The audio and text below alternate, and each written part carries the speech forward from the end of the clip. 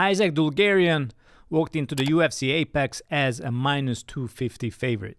3 hours before the fight, the FBI contacted UFC headquarters. Dana White called Dulgarian directly, asked if he was injured, owed money, or been approached by gamblers. Dulgarian said no to everything. The UFC let the fight happen anyway. Dulgarian tapped out 3 minutes into round 1. Sportsbooks refunded millions in bets. The FBI showed up twice the next day. But here's what everyone's missing. This isn't a corruption story. This is an economic story. And if you don't understand the difference, you don't understand why this keeps happening or why it's about to get much worse.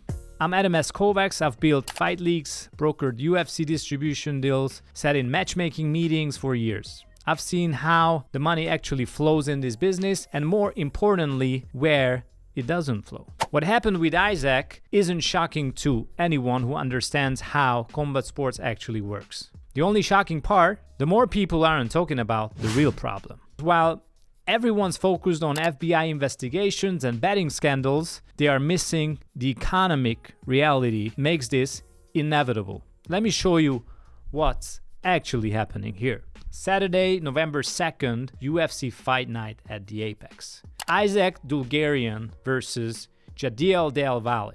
An undercard prelim fight that most fans wouldn't even watch, to be honest. Dulgarian opened as a minus 270 favorite, meaning you need to bet 270 to win $100.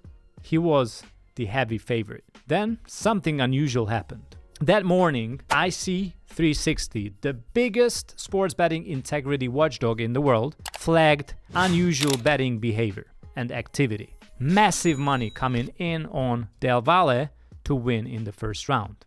The kind of money that doesn't normally show up on a prelim Apex fight between unknown fighters. The UFC called Dulgarian hours before the bout, asked all the right questions. Are you injured? Do you owe anyone money? Has anyone approached you about this fight? Do they kidnap your family? Dulgarian said no to everything, said he was going to kill this guy. The UFC proceeded with the fight. And by the time Dulgarian's odds had shifted from minus 270 to minus 180, that's a massive move. Sportsbooks were pulling the fight from their boards entirely. Others were limiting bet sizes. Total handle on this fight, $16 million. Let me repeat that. $16 million was bet on the Apex prelim fight. For context, that's more betting action than some UFC main events are getting. This was a fight that shouldn't have even been on most people's radar. Round 1. Dulgarian shoots a takedown immediately. Del Valle reverses, takes his back, sinks in a rear naked choke, and here's where it gets really interesting. Dulgarian, a grappler with solid submission defense who'd never been finished in his career, does almost nothing to defend the hands. Daniel Cormier, commentating live, is audibly confused. He's not attacking the hands. Why would you ever let the hands go? And Dulgarian taps 3 minutes into round 1. Exactly what the unusual betting patterns predicted. Within 24 hours, sportsbooks were issuing refunds. Dulgarian was cut from the UFC immediately. His gym, Factory X, released him. The Nevada State Athletic Commission withheld his purse, and Dana White confirmed he'd contacted the FBI twice that day. And the FBI, they folded this case into an existing investigation that's been running since 2022.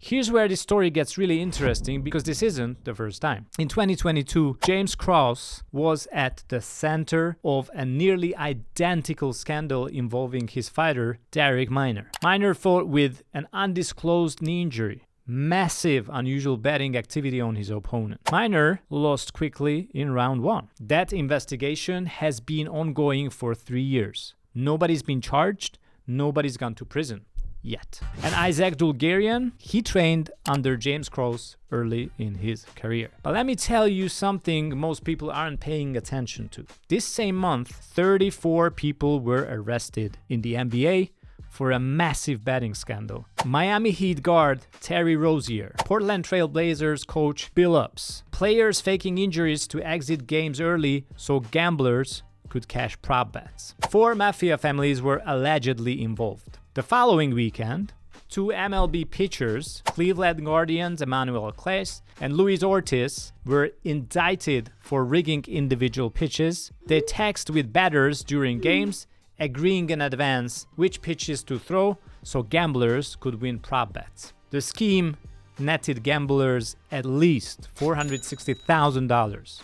Both pitchers face up to 65 years in prison. 3 major betting scandals, 3 different sports, all within weeks of each other. Since the Supreme Court legalized sports betting nationwide in 2018, Americans have wagered $150 billion on sports. And when there's that much money flowing, there is incentive to manipulate outcomes. But here's what everyone's missing about the UFC situation specifically. Let me show you some numbers that completely change how you should think about this. So Terry Rozier, the NBA player arrested in the betting scandal, he made $2.3 million this year. NBA bench players make a minimum of $925,000. Emmanuel Clase, the MLB pitcher who rigged pitches, he's made over $15 million in his career. Luis Ortiz has made just over $2 million. Isaac Dulgarian, he probably made about $25,000 for his last fight.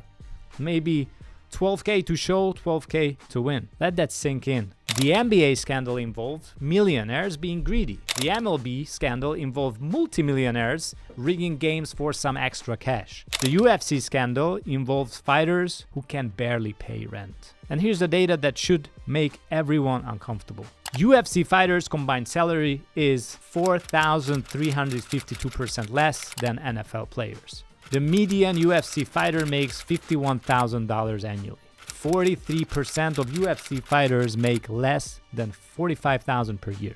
NFL, NBA, and MLB athletes get 48 to 50% of league revenue. UFC fighters get about 16 to 20%. Dana White has publicly said raising it to 50% will never gonna happen while I'm here. Now, let me ask you a question. If you're making $12,000 to show and someone offers you $100K to take a dive in a fight that nobody's watching on an Apex prelim card, what's the rational economic decision? This isn't about morality. This is about math. Multiple fighters have told Ariel Helwani they've been approached about throwing fights. One fighter who wanted to remain anonymous said, "Gamblers have approached me and offered $100K. I told them no." Think about Derek Minor in the 2022 scandal. He lost 2 straight fights. He was injured going into his bout, but likely feared getting cut if he pulled out, which would mean no pay despite all his training camp costs. He fought injured, lost quickly, unusual betting patterns flagged the fight, and his career was over anyway.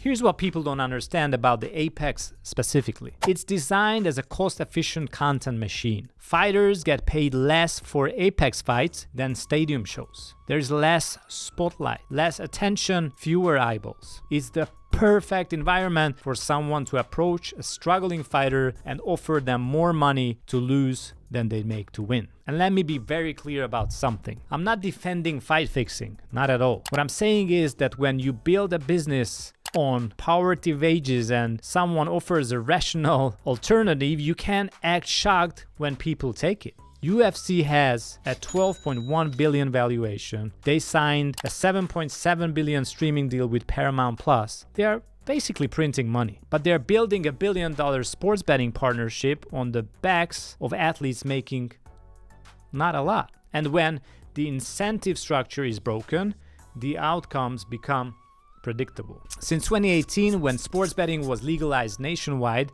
gambling scandals involving athletes have surged across all professional sports. But there is a crucial difference between leagues. In the NBA, NFL, and MLB, athletes have unions. They negotiate collective bargaining agreements. They get nearly 50% of league revenue.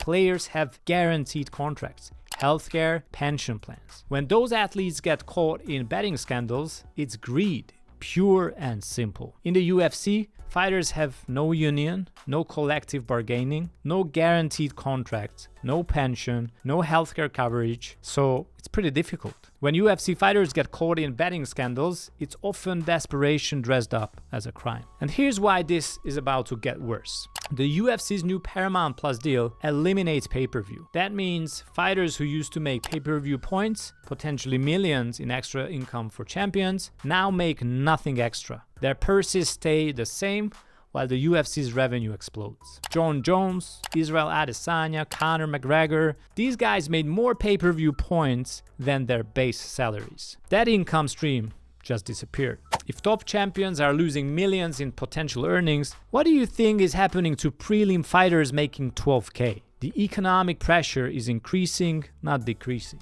And here's what most people don't realize. The UFC has handled these situations the exact same way 3 times now. Nordit Taleb versus Bankun Kim in 2015, Derek Minor versus Sayilan Nordambieke in 2022, Isaac Dulgarian versus Del Valle in 2024. In all 3 cases, suspicious betting activity was flagged before the fight, the UFC was notified, they proceeded with the bout anyway, contacted authorities after, and cut the fighter immediately. The James Krause investigation has been ongoing for 3 years. Nobody's been charged yet. The FBI is now investigating these as connected cases, treating it as one massive investigation spanning multiple years. But here's the reality. Investigations move slowly. Media attention fades, and unless something changes structurally about fighter pay, this will keep happening. Every weekend, there are Apex prelim fights with unknown fighters making poverty wages. Every weekend, there's 150 billion in legal sports betting flowing through the system. And every weekend, there is someone willing to offer a fighter more money to lose than they make to win.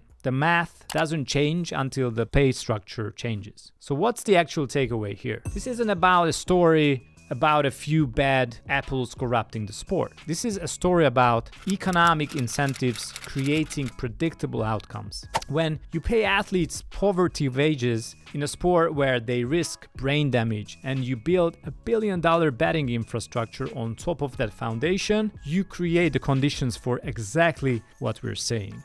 Dana White can call the FBI, the UFC can cut fighters, sportsbooks can issue refunds, investigators can launch probes. None of that changes the fundamentals. You can't build a $150 billion sports betting industry on fighters making $25,000 per fight and act surprised when someone takes the $100,000 offer. A real scandal isn't Isaac Dulgarian taking a dive, if he even did. The real scandal is a system that makes taking a dive the most rational economic decision a fighter can make. That's not corruption, that's capitalism. And until the pay structure changes, this goes underground where it's even harder to catch. Look, I break down the business realities behind combat sports every single week, not the surface level stuff and news everyone else is covering, the actual economic forces, the systematic issues, the stuff promoters and networks don't want you to understand. If you want to see how money actually flows in this industry, why decisions get made the way they do, and what's coming next before it happens, I send detailed business breakdowns to my newsletter every single week. It's free, link is in the description, no fluff, no hype, just the real business stuff that explains why this sport operates the way it does. Obviously, hit the subscribe and smash the like button. Thank you very much and see you in the next one.